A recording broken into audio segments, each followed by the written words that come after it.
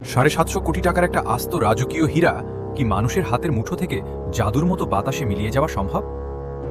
1901 সালের এক অন্ধকার রাতে ব্রিটেনের রাজপরিবারের সবচেয়ে মূল্যবান সম্পদ ফ্লোরেন্টাইন ডায়মন্ড নামের এক হলুদ রঙের দানবীয় হীরা হঠাৎ করে চুরি হয়ে যায়।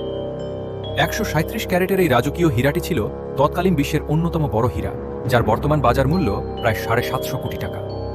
সবচেয়ে অদ্ভুত বিষয় হল, হীরাটি যে রাজকীয় সুরক্ষিত ভল্টের ভেতর রাখা ছিল, তার দরজা, তালা এবং চারিদিকের কড়া সিকিউরিটি একদম অক্ষত ছিল। স্কটল্যান্ড ইয়ার্ড এবং বিশ্বের বাঘা বাঘা গোয়েন্দারা বছরের বছর তদন্ত করেও এই চুরির একটি সামান্য সূত্র বা আঙুলের ছাপও খুঁজে পায়নি। আজ 100 বছরেরও বেশি হয়ে গেছে, কিন্তু পৃথিবীর কোনো জুয়েলারি বা চোরাবাজারে এই বিশাল হীরার একটি টুকরো আর কখনো দেখা যায়নি।